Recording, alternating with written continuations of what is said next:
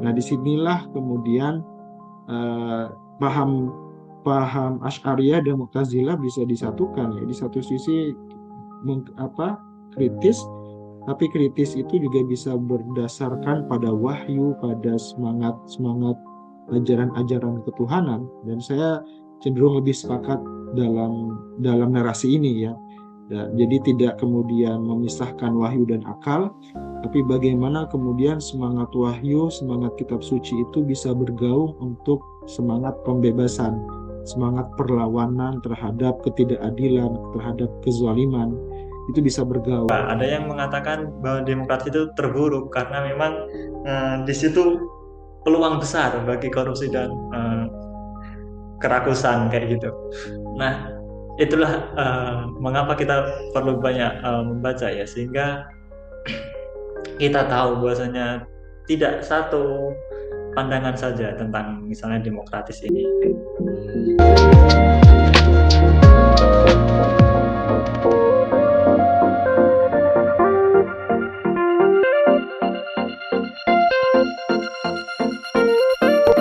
Bismillahirrahmanirrahim. Assalamualaikum warahmatullahi wabarakatuh. Misalnya Salam sehat, salam sejahtera untuk kita semua. Kembali lagi di Daras Buku, Sobat Daku dimanapun berada, yang mungkin menyaksikan dari awal episode pertama hingga saat ini kita berada di episode yang kelima, membahas buku Mustafa Akil yang berjudul The Opening Muslim Minds. Bagi Sobat Daku yang kebetulan belum mendengarkan paparan episode pertama sampai episode keempat yang mengulas buku Mustafa Akil di bab 1 sampai bab ke-8, silahkan bisa nonton video sebelumnya untuk bisa mendapatkan eh, alur berpikir Akil yang lebih utuh dari awal sampai akhir. Dan kalau mau membaca bukunya juga silahkan bisa diakses karena bukunya masih bisa ditemukan di toko buku maupun juga di marketplace yang ada. Oke, eh, pertemuan sebelumnya Sobat Daku, ya saya dan Hisham yang setia menemani sudah membahas seputar peran Ibnu Rushd, ya, yang seringkali disebutkan Ibnu Rushd itu sebagai penyelamat sains, ya, dengan pemikiran filsafatnya dan juga rasionalitasnya dalam memahami ajaran Islam.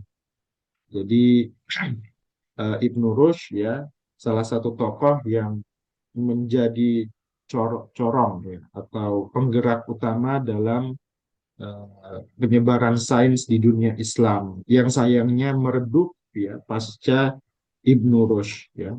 Kalau kita lihat ceritanya yang sudah diulas di episode sebelumnya, bahkan di akhir-akhir hayatnya beliau diasingkan ya, diasingkan, dan pemikiran atau pemahamannya tentang filsafat itu kemudian dilarang. Nah, pada bab yang berikutnya, di bab ke-9 ini, Akil memberikan tagline atau pertanyaan retoris di dalam babnya. Ya. Dia mengatakan, mengapa kita benar-benar kehilangan akal? Nah, ini melanjutkan kembali ya, kenapa kemudian pada akhirnya filsafat sains yang digaungkan oleh Ibnu Rushd, kemudian ada Al-Haytham, ada Al-Khawarizmi, Ibnu Sina, ya, tokoh-tokoh yang kemudian melahirkan nilai-nilai sains yang kemudian menjadi pintu masuk bagi sains modern hari ini, itu kemudian dilupakan atau ditenggelamkan atau juga tidak dilanjutkan dalam tradisi umat Islam berikutnya pasca Ibnu Rushd. Nah, dari sini kemudian Akil memberikan penjelasannya, ya, argumentasinya, ya, yang kemudian kita bisa lihat uh, bagaimana Akil mencoba membawa kita melihat sejarah, ya. Kita kembali ke masa lalu sejarah, ya. Nah, di bab ini, bentar. Di bab ini secara khusus ya, eh, Akil mencoba melihat peran ulama dan umaro ya. Bagaimana tradisi ulama ya sebagai agamawan dan umaro pemerintah itu ketika berkoalisi ya berjumpa. Tesis ini sebenarnya sama dengan yang pernah disampaikan oleh intelektual Turki ya Ahmad Kuru yang beberapa tahun belakangan juga sempat viral dibahas dikaji di Indonesia khususnya para pengkaji studi Islam ya di mana di buku Ahmad Kuru itu dia menjelaskan ya penyebab ya apa kemunduran umat Islam itu salah satunya adalah karena adanya koalisi yang tidak sehat, koalisi busuk ya atau koalisi jahat antara ulama, intelektual, ya orang-orang yang belajar, orang-orang yang berpengetahuan, ya kalau sekarang ya akademisi ya di kampus misalnya ya di perguruan tinggi dengan umarok ya politisi ya pemerintah ketika kemudian mereka berkongsi berkoalisi untuk eh, memenangkan kepentingan kelompoknya sendiri, maka disitulah kemudian kemunduran terjadi.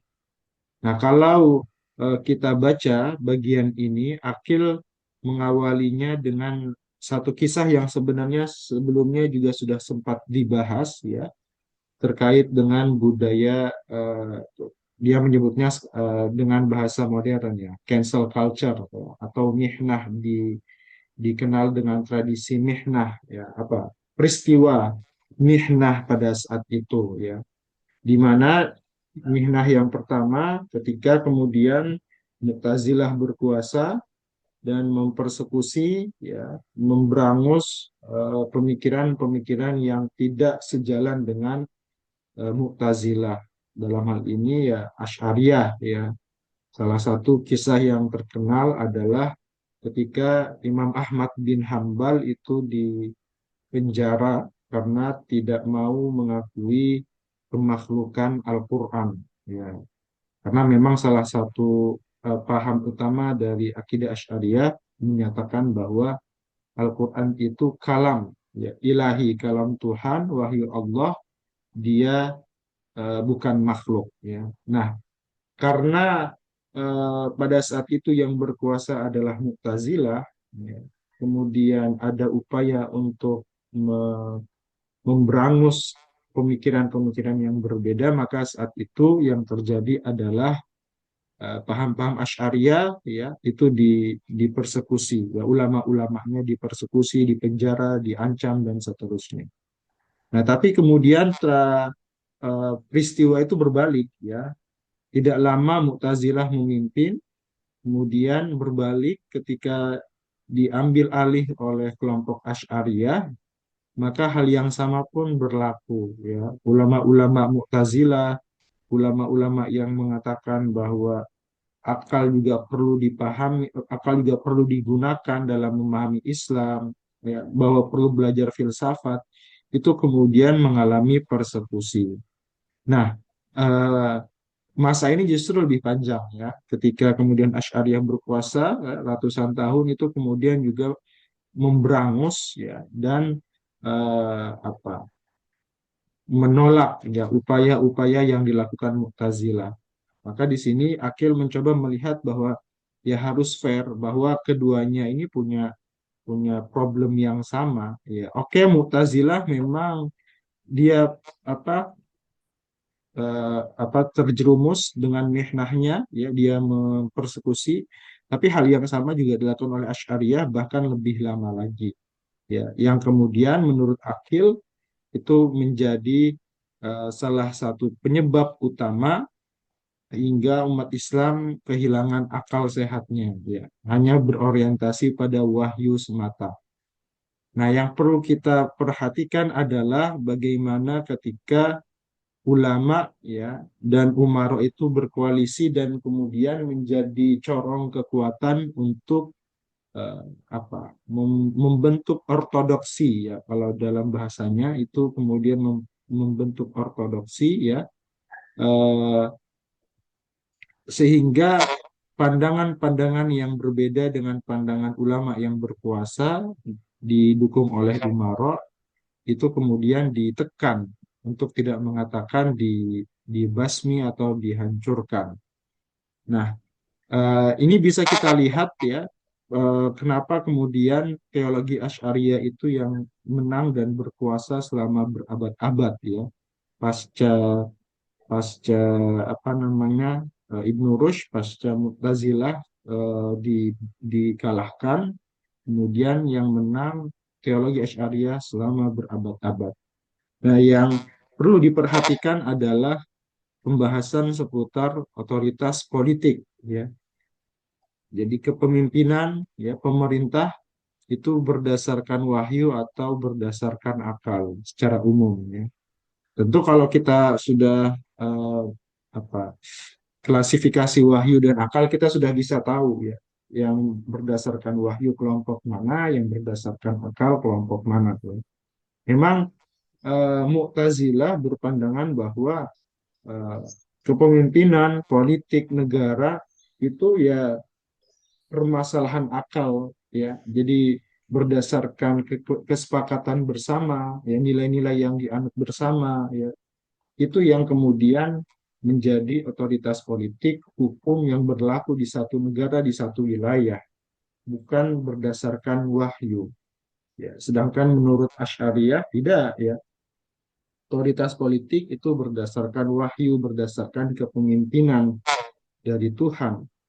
Sehingga kemudian ada ada istilah bahwa pemimpin itu adalah perpanjangan khalifah Tuhan di bumi lah, kurang lebih seperti itu.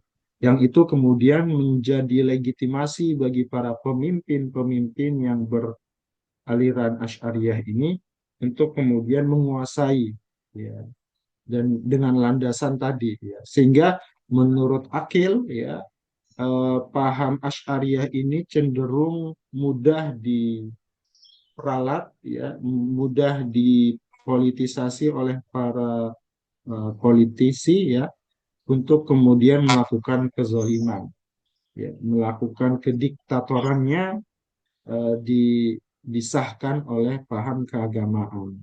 Dan itu juga ada teks-teks atau ayat-ayat hadis-hadis ya misalnya yang mengatakan taat kepada Allah, kepada Rasul dan ulil amri ya.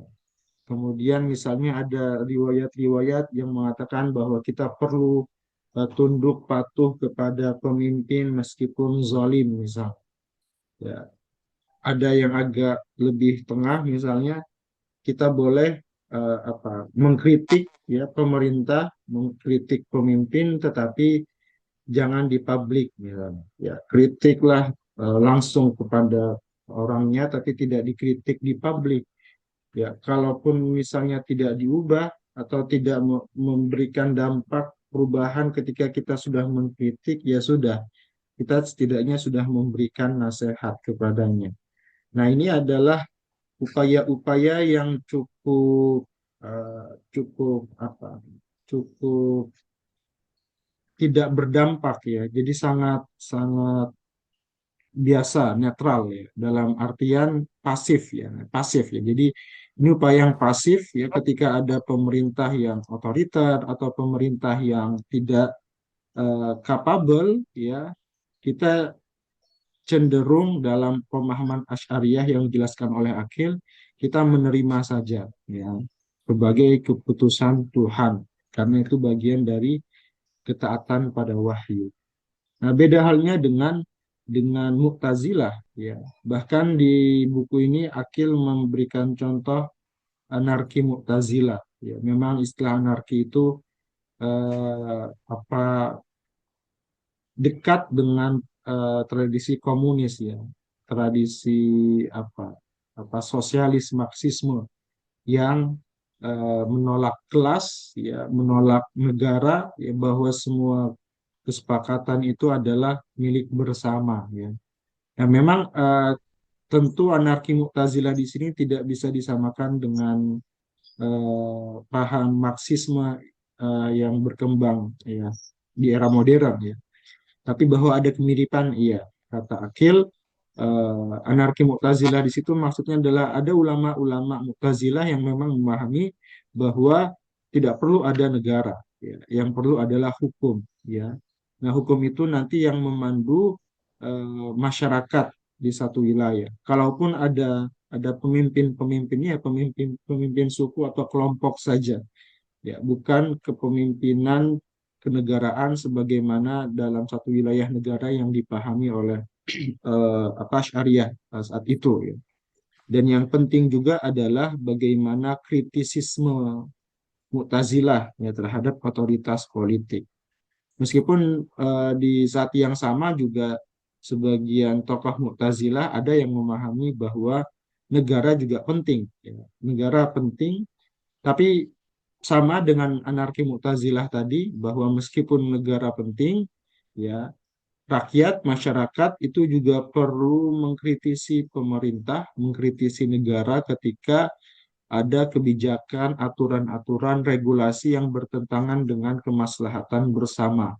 Nah, nah, ini yang kemudian menjadi apa, pro dan kontra, ya. Ketika kemudian dalam kalau kita membaca buku ini memang atau khususnya di bagian ini memang Akil cukup mendaku bahwa teologi Asy'ariyah itulah yang menjadi penyebab, ya, kekuasaan kezaliman itu bisa terus-menerus terjadi, ya. Nah, kalau saya pribadi melihat bahwa tidak selamanya juga teologi Asy'ariyah itu menjadi biang keroknya, ya. Tapi bagaimana ketika ulama dan umara itu berkoalisi dan yang diperjuangkan adalah kepentingan pribadi, nah disitulah kemudian kekacauan itu bisa terjadi, ya. Jadi yang terpenting adalah bagaimana orientasi unsur-unsur yang terlibat dalam pemerintahan itu dalam memimpin negara. Ketika orientasinya itu untuk kepentingan pribadi, kelompok golongan, ya itu akan hancur, ya. Di apa? Di ninabobokan atau didukung dengan ulama-ulama yang juga haus kekuasaan. Tapi kalau ulama dan umaro itu bisa bersinergi di bawah tuntunan moralitas, nah disitulah kemudian eh, apa namanya bisa terjadi semangat sebenarnya. Dan itu kita lihat misalnya di dalam tradisi Mu'tazilah di awal, di satu sisi kita juga perlu pahami bahwa di sini ambigunya menurut saya, ya, bahwa memang Akil mengatakan di buku ini Mu'tazilah itu menolak, ya, apa namanya persekongkolan antara ulama dan umaro, ya, antara agamawan dengan pemerintah, dan bahwa pemerintahan itu ya sudah itu hanya berdasarkan akal saja, ya, apa nilai-nilai akal sehat dalam satu masyarakat. Tapi kalau kita lihat ketika di era Khalifah Al-Ma'mun, ya, ketika apa namanya Mu'tazilah itu menjadi ideologi negara, kan juga sebenarnya sama, ya. Di situ ulama-ulama Mu'tazilah itu juga bersinergi, bekerja sama, berkoalisi dengan pemerintahan saat itu yang memang pemerintahannya juga cenderung pada pemikiran Mu'tazilah. Justru karena ulama-ulama Mu'tazilah itu berkoalisi dengan pemerintah saat itu yang juga punya pemahaman rasional, maka bisa diwujudkan ke apa kebijakan-kebijakan membentuk Baitul Hikmah, ya, kemudian membayar intelektual-intelektual untuk kemudian menerjemahkan karya-karya Yunani ke dalam bahasa Arab. Itu kan juga butuh dana, butuh kebijakan untuk kemudian melahirkan ilmu apa perkembangan ilmu pengetahuan semasif itu kala itu yang kemudian disebut dengan Golden Age, era keemasan. Jadi tidak selamanya keliru juga sebenarnya perjumpaan ulama dan umaro itu ketika kemudian dibingkai dalam nilai-nilai yang didasari pada kemaslahatan bersama, ya. Di masa-masa awal, ya, itu terjadi misalnya di era Mu'tazilah sebelum nanti masuk pada era politisasi ideologi Mu'tazilah yang kemudian memberangus pandangan yang berbeda. Di situ itu keliru dan salahnya. Ya, tapi ketika kemudian ulama dan umara itu bisa berkoalisi, bekerja sama untuk menghasilkan kemaslahatan, ya mengapa tidak, ya kan? Nah, itu pemahaman saya bahwa memang kita tidak bisa juga mendikotomi atau melihat semuanya hitam putih ya, bahwa di satu sisi pemerintahan nilai-nilai politik juga tidak salah kalau didasarkan pada wahyu, tapi di sisi yang lain nilai-nilai wahyu itu juga jangan kemudian memberangus akal kita untuk bersikap kritis ketika ada kebijakan-kebijakan atau ada ketentuan-ketentuan yang dihasilkan oleh satu pemerintah yang bertentangan dengan kepentingan masyarakat, ya tentu harus dilawan. Nah, ini yang mungkin tidak terlalu dikekang atau dikuatkan dalam teologi Asy'ariyah. Ya, tidak ada istilahnya pemberontakan ya. Bahkan Asy'ariyah misalnya membenarkan kepemimpinan dengan dominasi ya, taghallub ya. Jadi meraih kekuasaan dengan cara sedikit pemaksaan ya, paksaan untuk berkuasa ya. Itu tidak masalah. Yang itu juga dilawan keras oleh Mu'tazilah ya, tidak bisa kemudian ya. Jadi memang perlu ada mekanisme-mekanisme yang diterima oleh semua pihak. Nah, jadi otoritas politik ini memang pada akhirnya menjadi jawaban ya mengapa Mu'tazilah cenderung sulit untuk berkembang, karena Mu'tazilah eh, punya pemahaman perlawanan ya terhadap pemerintah ya, meskipun sebenarnya yang dilawan bukan pemerintahnya tapi kebijakan-kebijakan, aturan-aturan yang selama ini bertentangan dengan akal sehat ya, termasuk ketika kemudian ada pembenaran-pembenaran tadi bahwa ketaatan kita pada pemimpin itu nyaris mutlak ya, tidak perlu ada kritis ke pengkritisan kepada pemimpin misalnya, itu yang memang dilawan oleh Mu'tazilah. Nah, teologi Asy'ariyah memang cenderung permisif ya dengan politik kepemimpinan, dan itu juga kita lihat misalnya dalam konteks kehidupan kita di Indonesia ya. Aliran-aliran keagamaan yang ada di Indonesia yang mainstream sekalipun itu akan cenderung mendukung kepemimpinan ya.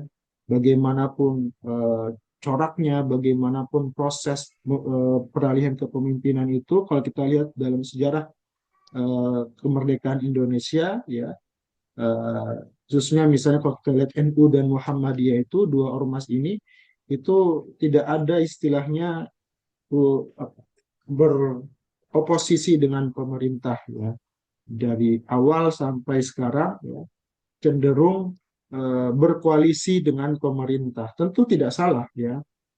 Sebagaimana yang saya katakan tadi, tentu tidak salah sepenuhnya, tetapi ketika kemudian koalisi kerjasama mitra itu kemudian membuat para ulama itu kemudian tidak bisa mengkritisi, ya kemudian cenderung diam dan abai ketika ada kebijakan-kebijakan yang bertentangan. Nah, disitulah kemudian titik persoalannya dan bisa menjadi kemunduran, ya, yang sebagaimana tesis Ahmad Kuru tadi di awal, ketika kemudian ulama dan umara berkoalisi tanpa ada nilai-nilai kritisisme. Nah, dari semua itu kata Akil ya, eh, Akil membawa kita untuk melihat kembali masa awal Islam berkembang, yaitu bermula dari bagaimana kita memahami Al-Quran. Ya. Memang dari awal ya ada kecenderungan bahwa pemahaman yang terbaik dalam memahami Al-Quran adalah secara tekstual ya. Ketika Al-Quran dipahami apa adanya ya. Al-Quran berkata A, ya sudah dipahami sebagai A.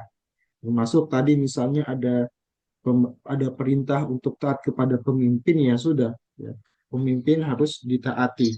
Ada hadis-hadis Nabi yang mengatakan secara pasif bahwa kita harus menerima kepemimpinan meskipun misalnya itu zalim, ya, kezalimannya kita lawan tapi tidak boleh membangkang misalnya dan seterusnya, itu kan apa, cenderung abu-abu ya. Jadi kita menerima pemerintah, ya, kepemimpinan yang zalim, ya, tapi kita juga tidak bisa mengkritiknya lebih jauh, ya.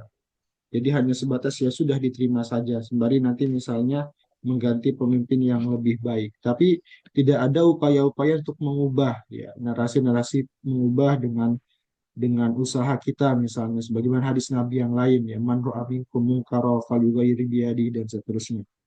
Nah, jadi ada dialektika, ya, bagaimana memahami Al-Qur'an. Ya, secara umum memang dimenangkan oleh pemahaman tekstual, ya. Tapi kemudian Akil di buku ini dan juga mengamini banyak pemikiran tokoh-tokoh modern sebenarnya, ya, untuk mencoba mendekati Al-Quran secara kontekstual, ya, bahwa ketika Al-Quran diturunkan di Arab, di Mekah saat itu merespon, berdialog dengan budaya yang hidup saat itu, dan budaya itu terus berkembang, ya. Sesederhana misalnya ada hadis, ya, atau ada riwayat yang mengatakan bahwa kepemimpinan itu dari suku Quraisy misalnya. Apakah kemudian hari ini kepemimpinan itu tetap harus diukur dengan dia orang Quraisy atau bukan? Di Indonesia tidak ada misalnya orang dari suku Quraisy misalnya. Nah, nah, kalau menggunakan pemahaman wahyu saja itu akan cenderung memahami, ya, ya akan ditarik-tarik misalnya orang yang paham agama atau Habib dan seterusnya. Tapi kalau kita selesai bahwa kepemimpinan itu murni masalah akal, ya sudah, tidak usah terlalu mempermasalahkan dia suku Quraisy atau tidak, tapi dia kapabel atau tidak untuk memimpin misalnya.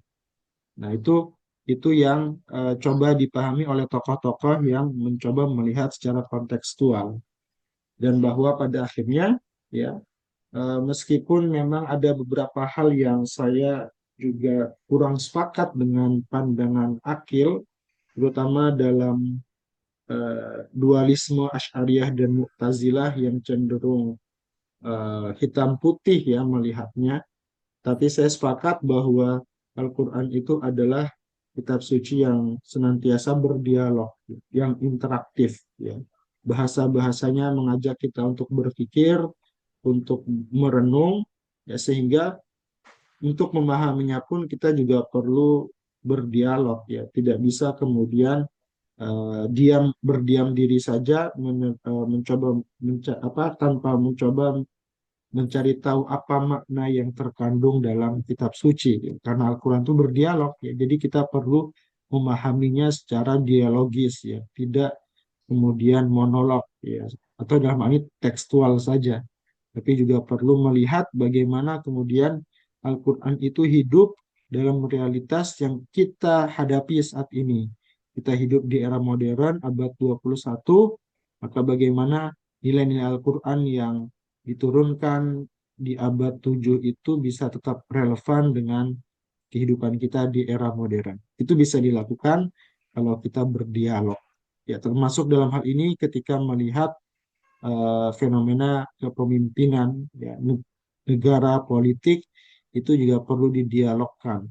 Kita tidak bisa kemudian menarik kepemimpinan politik abad ke-7 untuk diterapkan secara saklek dan sama persis dengan kehidupan di era modern yang tantangannya berbeda, dinamikanya berbeda, masyarakatnya juga berbeda. Oke, saya cukupkan di sini dulu, ya. Beberapa refleksi hal-hal yang menarik perhatian dari dua bab ini, bab 9 dan bab 10. Kalau dari Hisham gimana, Syam?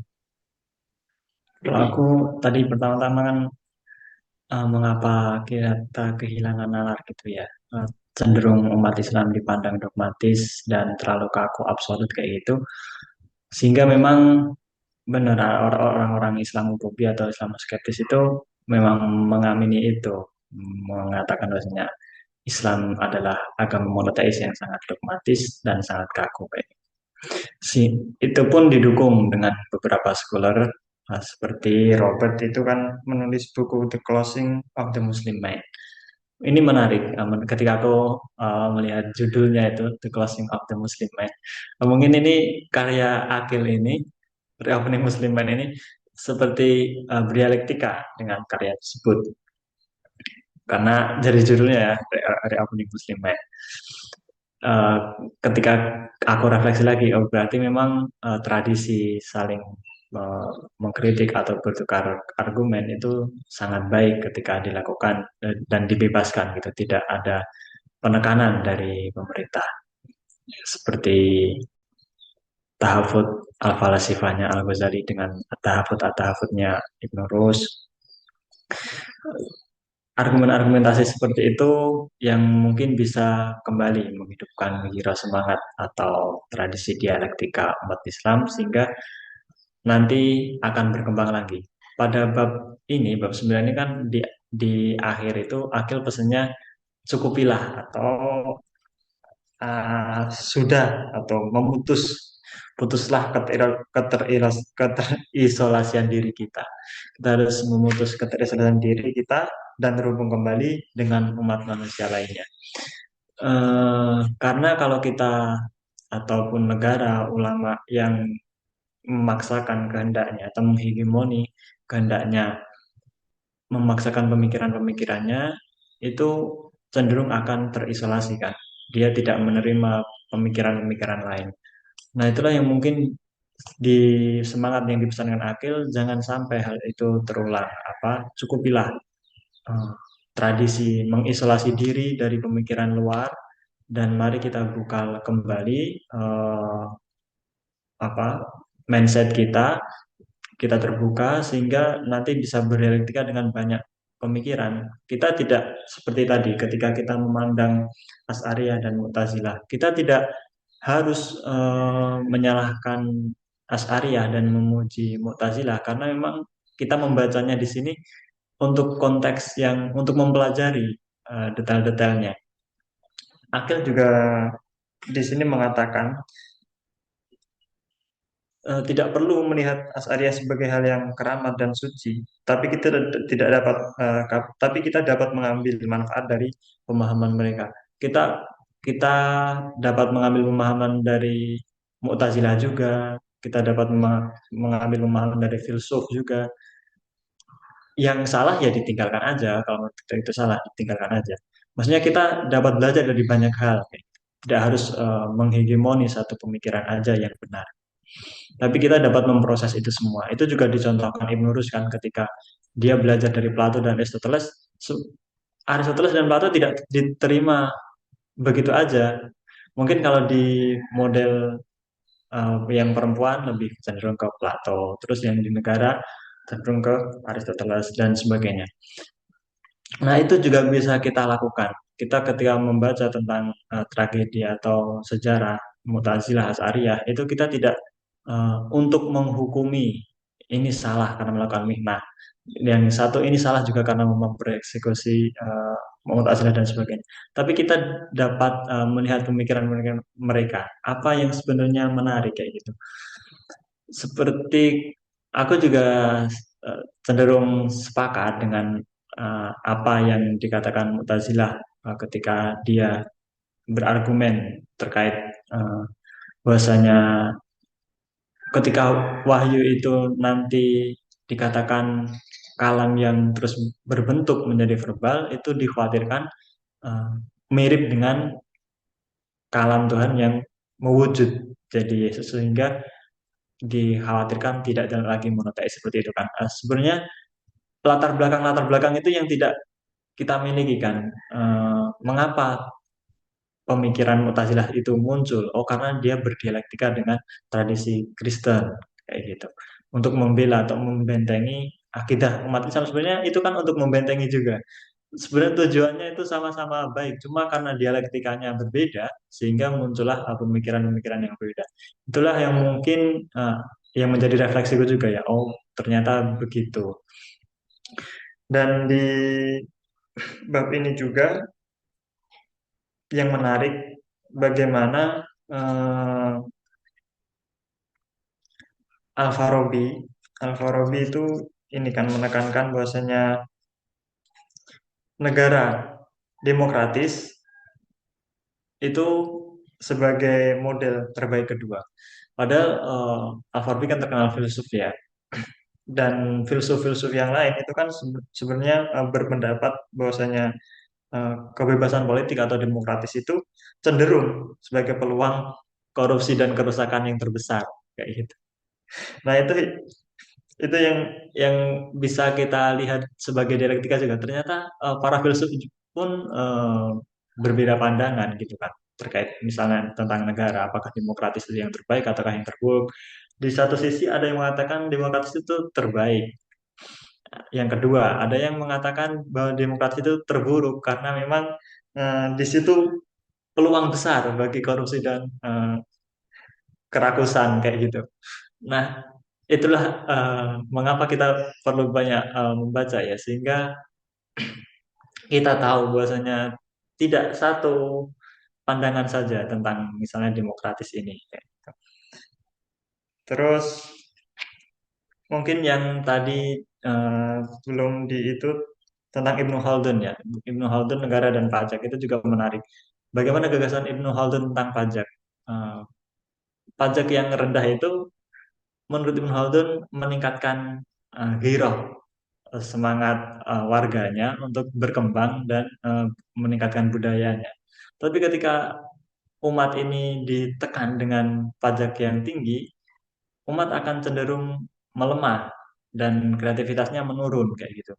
Dan pada akhirnya ya pendapatan negara juga akan semakin menurun karena produktivitas masyarakat menurun kayak gitu.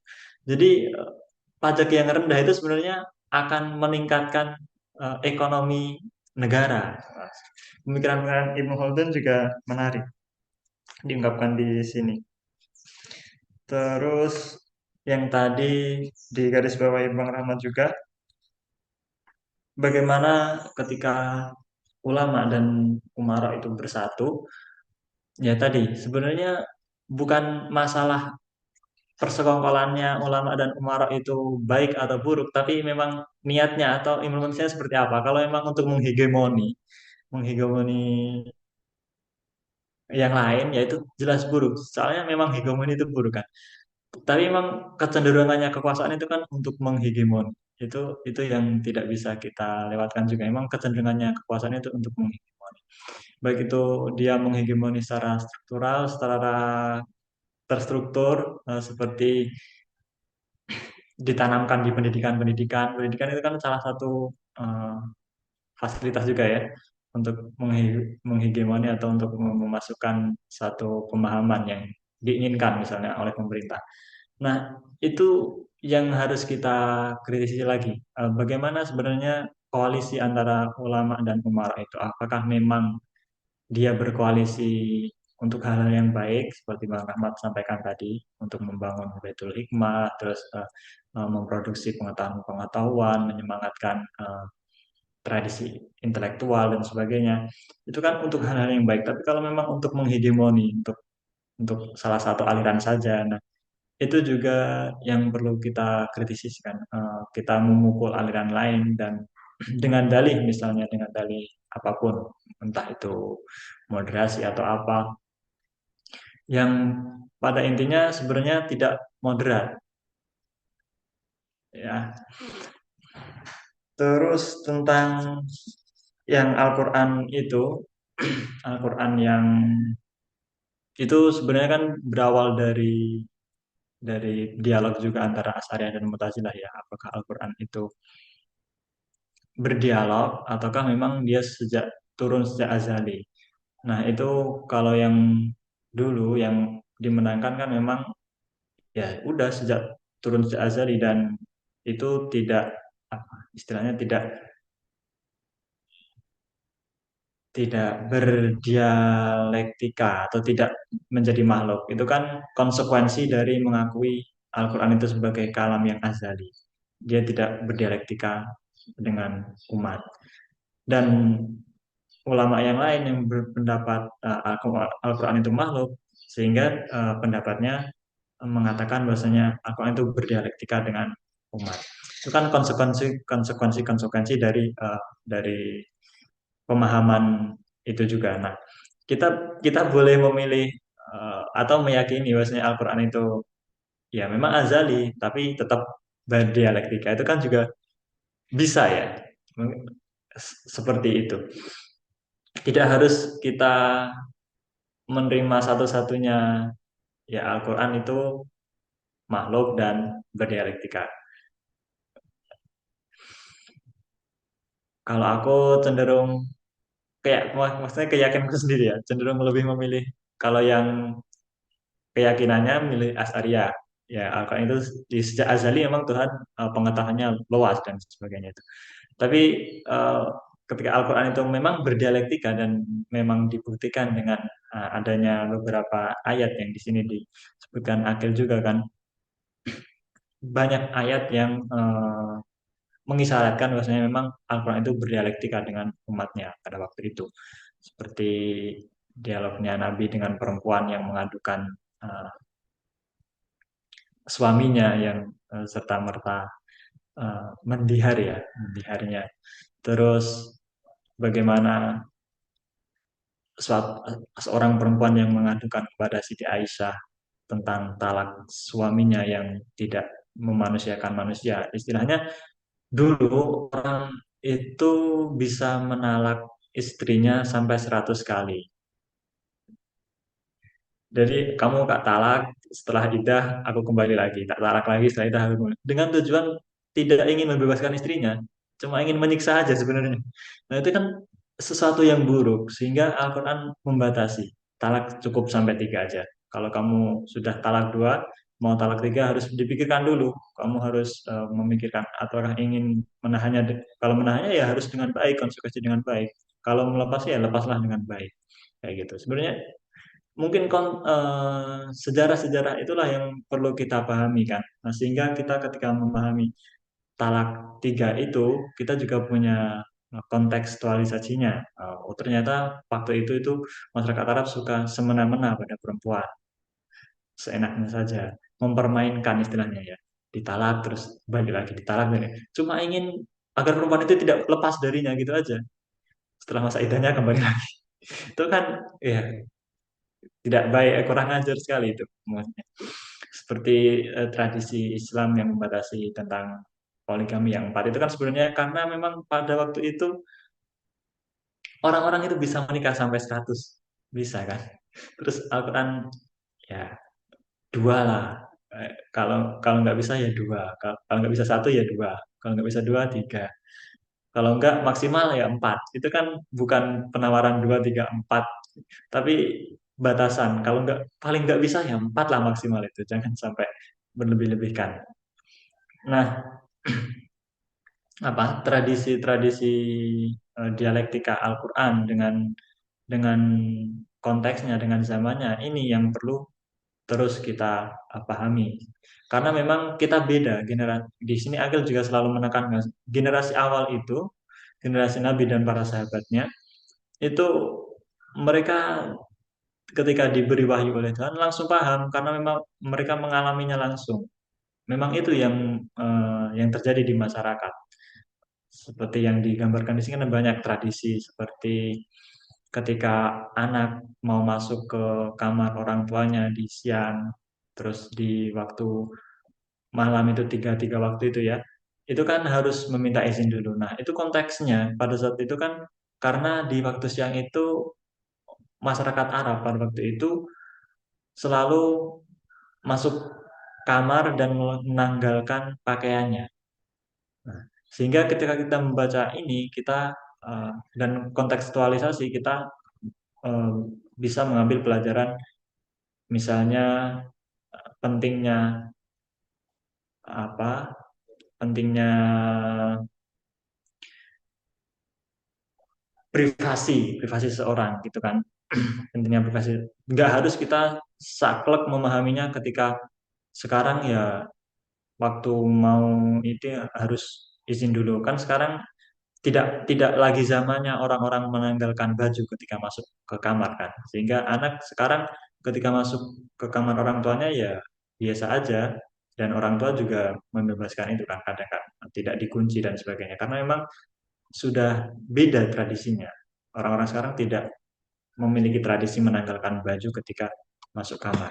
Apalagi di Indonesia ya, kan nggak panas-panas banget kan, nggak gitu. Terus eh, dialek seperti Sahrul Harom itu kan juga ketika kita baca sekarang tidak ada relevansinya. Sepertinya kalau kita tidak kontekstualisasi tidak ada relevansinya. Padahal ketika kita baca ulang dengan kontekstualisasi itu mengajarkan tentang kesatria dan sebagainya. Nah, itulah pentingnya ketika kita membaca atau ketika membaca ayat dalam Al-Quran itu juga memahami konteksnya. Nah, inilah yang jadi tantangan kita. Kita tidak sebagai apa?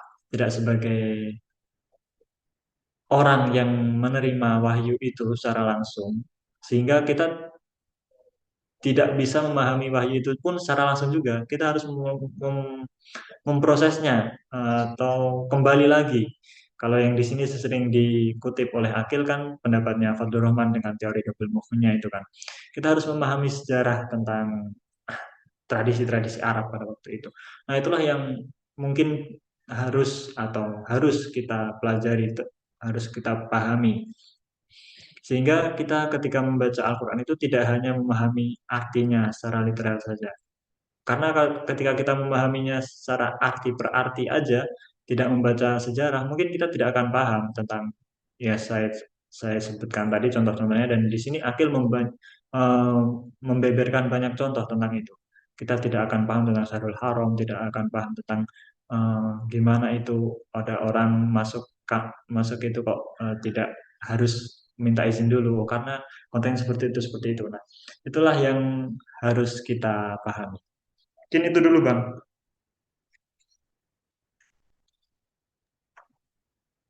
Ya, menarik yang tadi disampaikan Hisham ya, beberapa poin yang apa juga dibahas oleh Akhil, tapi tadi juga saya eh, belum membahas ya.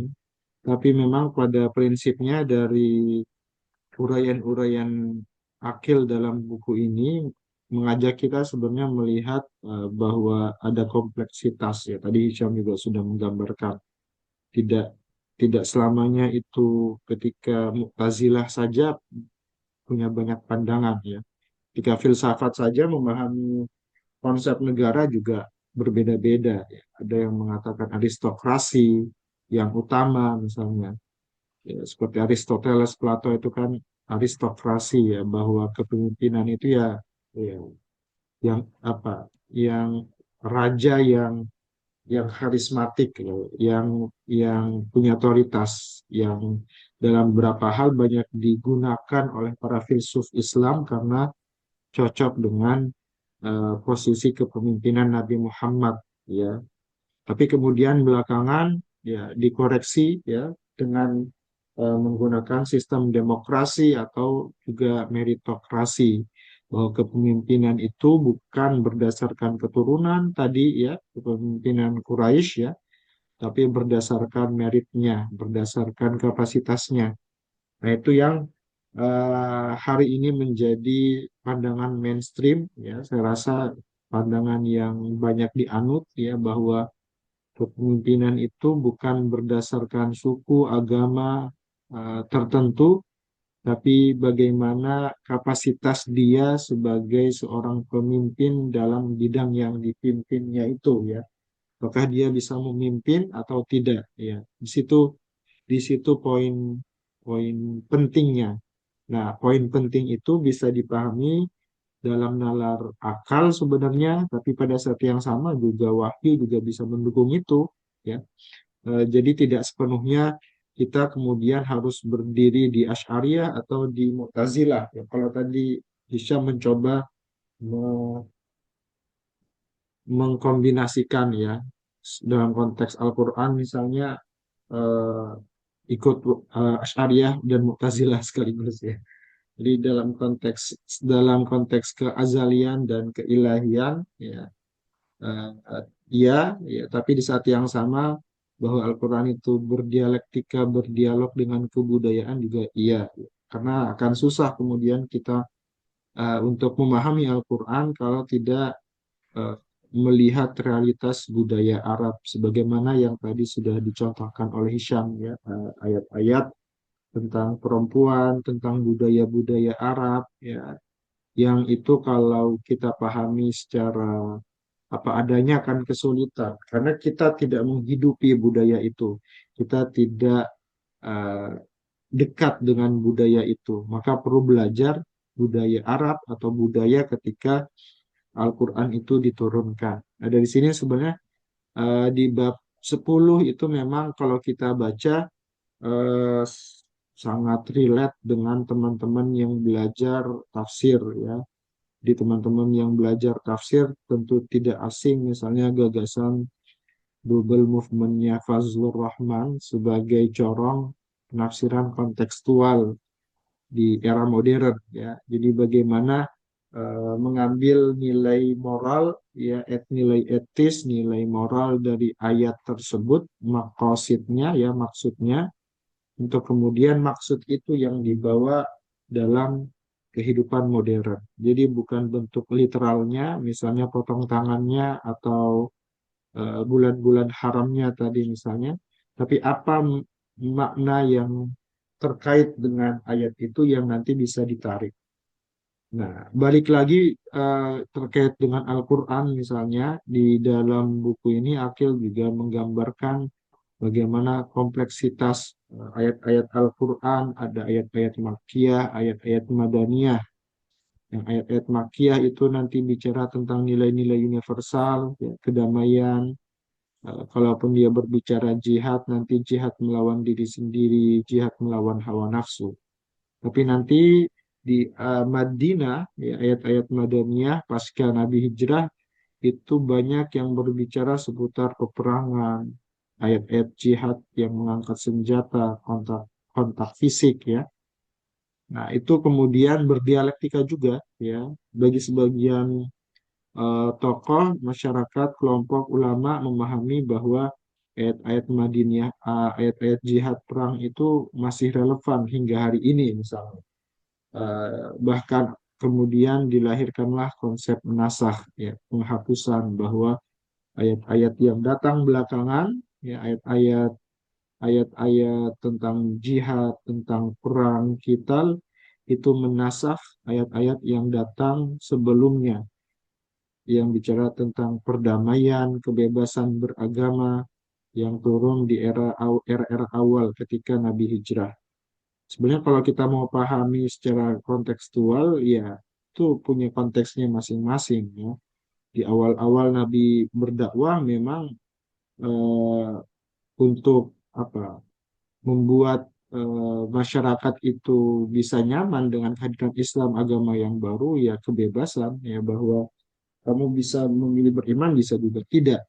Tapi dalam konteks berikutnya di Madinah ketika sudah lebih berkembang, lebih besar dan berhadapan dengan ideologi-ideologi yang lainnya, maka dibutuhkan otoritas. Disitulah kemudian ayat-ayat otoritas dan penguatan identitas ya. Disitulah kemudian ayat-ayat kital jihad itu berperan. Tapi tidak bisa kemudian dikatakan juga bahwa ayat-ayat kital pembunuhan itu menghapus misalnya ayat-ayat perdamaian yang itu juga banyak ditolak ya oleh tokoh-tokoh modern yang dibahas atau disebutkan oleh Akil juga. Dalam hal ini saya juga cenderung memahami bahwa kedua ayat tersebut valid dan tetap relevan ya, tidak ada yang saling menasah satu sama lain. Tapi memang perlu dibaca dan dipahami sesuai dengan konteksnya ya. Ayat-ayat jihad, ayat-ayat apa menjaga menjaga diri ya, menjaga atau mempertahankan tanah, wilayah yang yang yang dihidupi itu masih relevan di Palestina hari ini misalnya. Kalau kita baca berita satu dua hari ini terjadi lagi peperangan Israel menyerang kembali Gaza misalnya. Itu relevan dalam semangat perjuangan teman-teman di Palestina ya di Gaza yang memang mempertahankan hak tanahnya. Atau juga dalam konteks Indonesia, misalnya saudara-saudara kita di Papua yang tanahnya banyak dicaplok ya, atau diambil untuk kepentingan korporasi misalnya, tapi tidak mensejahterakan masyarakat di sana.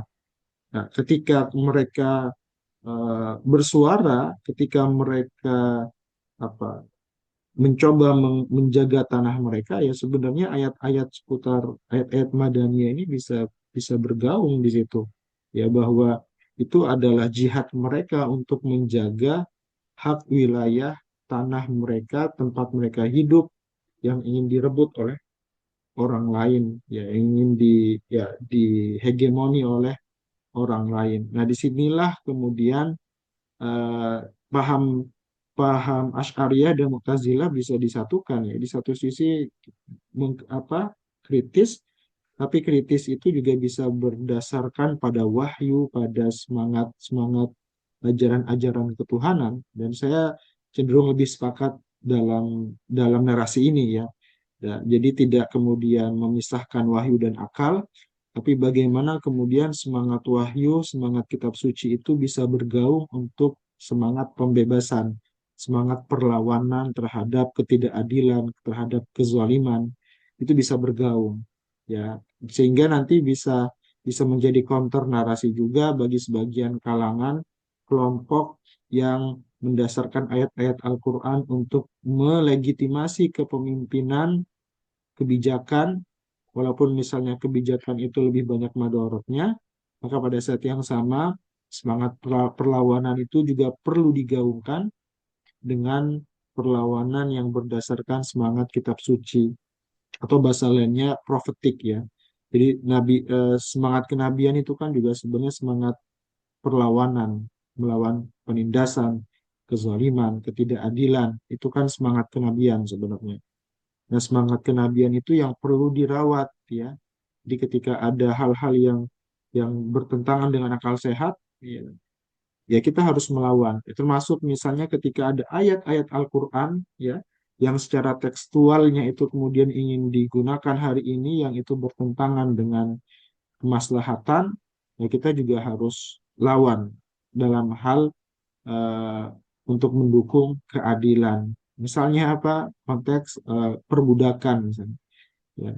Di dalam Al-Quran masih dilegalkan atau masih diperbolehkan perbudakan dalam konteks karena budaya Arab saat itu. Tapi kalau hari ini misalnya ada orang yang masih mau melakukan perbudakan kepada orang lain, tentu harus kita lawan. Lawan dengan apa? Ya lawan dengan misi Qurani juga bahwa umat manusia, Bani Adam itu dimuliakan oleh Allah misalnya. Maka tidak boleh ada orang yang mendominasi orang lain karena suku, karena agama, karena status sosial. Semua berdikari, semua setara, semua sama di hadapan Tuhan, yang membedakan hanya kadar ketakwaan kita kepada Tuhan. Jadi, yaitu beberapa hal ya, refleksi saya ketika membaca dua bab ini. Ya, memang yang lebih banyak ngena dan relate juga adalah bagaimana kemudian kondisi negara hari ini ya. Jadi ada banyak masalah, ada banyak tantangan itu kemudian diingatkan dari catatan-catatan akil ketika membawa kita pada sejarah masa lalu, bagaimana Asy'ariyah, Mu'tazilah, dan kelompok-kelompok Islam lainnya itu saling berdinamika pada zamannya. Oke, itu ada lagi Syam yang mau ditambahkan? Mungkin ini Bang, yang relate juga dengan hari ini kan, yang tentang isu penistaan agama mungkin ya. Mungkin perlu kita refleksi jauh sebelum itu. eh, Padahal dulu Islam itu datang itu kan dikira atau memang dijasnya sebagai penista agama pendahulu Hmm. atau penista orang-orang atau orang-orang Arab pada itu kan, penista agamanya nenek moyangnya orang-orang Arab. Nah, tapi sekarang hukum apa penistaan itu sering digunakan oleh orang Islam itu sendiri. Orang Islam ketika apa-apa sedikit bilang itu penistaan agama dan sebagainya. Padahal ketika kita refleksi ke belakang, sebenarnya tradisi-tradisi adanya penistaan atau itu muncul karena memang budaya tertutup. Orang Arab menolak atau ingin eh, ingin memerangi Nabi, ingin membunuh Nabi, itu bukan karena Nabi dakwahnya memaksa atau menekankan untuk memeluk Islam atau mengakui bahwa Tuhan satu. Bukan, Nabi Nabi berdakwah dengan terang dan tidak ada paksaan. Tapi memang karena budaya di sana budaya tertutup, sehingga ketika ada orang yang membawa eh, tradisi atau ajaran baru itu ditolak dan itu dianggap menghina atau menistakan agama dan moyangnya. Nah, ketika kita merefleksinya berarti posisi kita umat Islam sekarang yang sering mengatakan orang-orang itu menistakan agama dengan dalih apapun, itu berarti kita sedang di posisi kita memiliki budaya tertutup, eh, sensitif, mudah tersinggung dan sebagainya. Padahal di awal-awal itu Nabi yang dihina, dicaci maki, bahkan itu oleh orang-orang kafir itu selalu meneladankan hal-hal yang baik.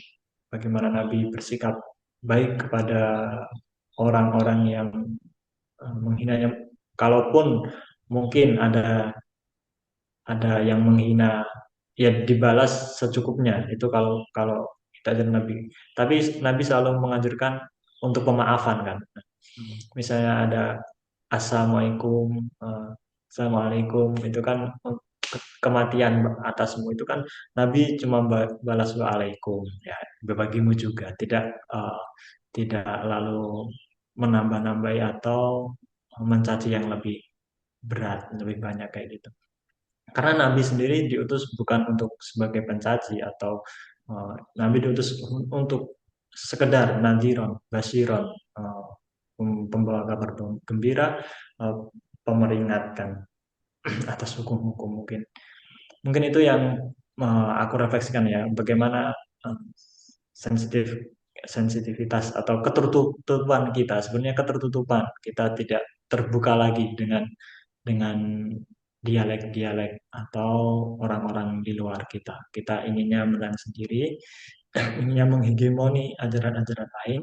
Sehingga itulah yang juga terjadi di banyak ketika kita refleksikan kemarin itu kan ada penolakan atau penutupan gereja-gereja mungkin itu juga yang uh, masih menjadi PR besar kita ya bagaimana kita belum benar-benar menghidupi nilai Islam universal yang dibawa Nabi ketika di Mekah itu kan uh, cenderung universal bagimu agamamu bagiku agamaku gitu kan mungkin semangat-semangat universal itu yang uh, hilang dari kita. Karena memang ya tadi, karena kita mayoritas atau mungkin yang berkuasa itu cenderung memang memiliki kecenderungan untuk menghegemoni orang yang lainnya.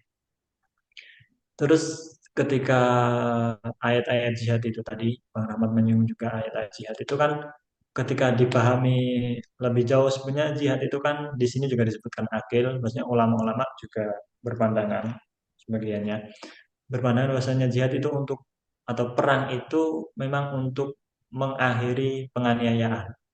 Memang pada waktu itu ada kekuatan-kekuatan besar yang ingin mendominasi atau ingin menganiaya atau ingin memperbudak kayak gitu kan. Negara satu yang adidaya masuk ke negara lain untuk menghegemoni, untuk menjajah dan sebagainya. Nah, budaya-budaya perang itu untuk melawan itu sebenarnya, bukan malah untuk menjajah yang lain. Budaya-budaya perang itu awalnya diciptakan untuk mengakhiri izin perang itu. Izin perang itu diturunkan untuk mengakhiri penganiayaan pada Nabi dan para sahabatnya. Bukan malah digunakan untuk menganiaya orang lain. Nah, itulah kemudian yang tidak atau kurang dipahami atau mungkin kurang disoroti ya, kurang disoroti. Sehingga orang memahami ayat perang yang harus kita apa intansi atau harus kita tundukkan negara-negara yang belum muslim itu harus kita tundukkan. Sebenarnya kan bukan bukan seperti itu konsep awalnya. Izin perang itu diturunkan untuk mengakhiri penganiayaan yang terjadi atas Nabi. Karena Nabi dan para sahabatnya dianiaya dan sampai diusir ke dari negerinya sendiri, karena itulah memang memiliki moralitas untuk melakukan perlawanan, bukan semata-mata memang ingin berperang, bukan bukan seperti itu. Mungkin itu Bang, cukup.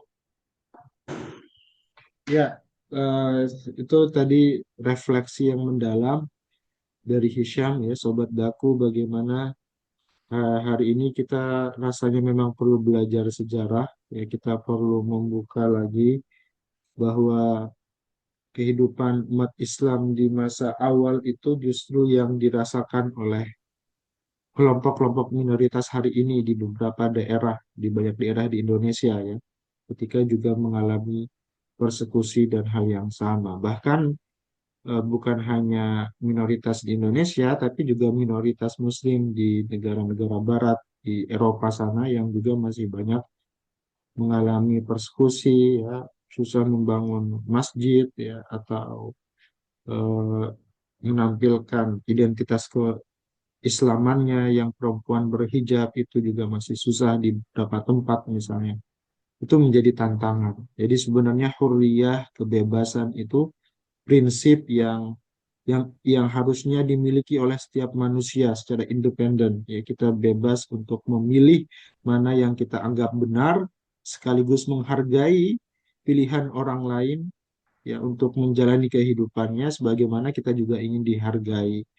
Nah, terkait kebebasan ini, insya Allah pada pertemuan berikutnya kita akan bahas lebih mendalam ya yang akan dibahas diangkat oleh Akil ya setelah kita bicara tentang nilai-nilai, ya alasan-alasan mengapa akal itu penting, nanti di bab-bab berikutnya, pada pembahasan berikutnya, kita akan melihat contoh-contoh konkret, ya kebebasan, toleransi, dan seterusnya itu dihayati atau juga tantangan-tantangan yang terjadi hari ini, dewasa ini, di era-era modern.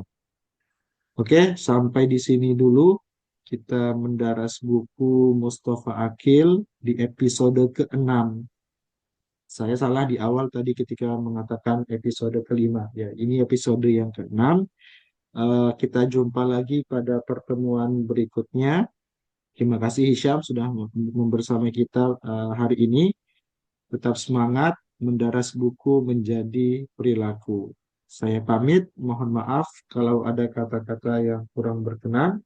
Assalamualaikum warahmatullahi wabarakatuh. Waalaikumsalam warahmatullahi wabarakatuh.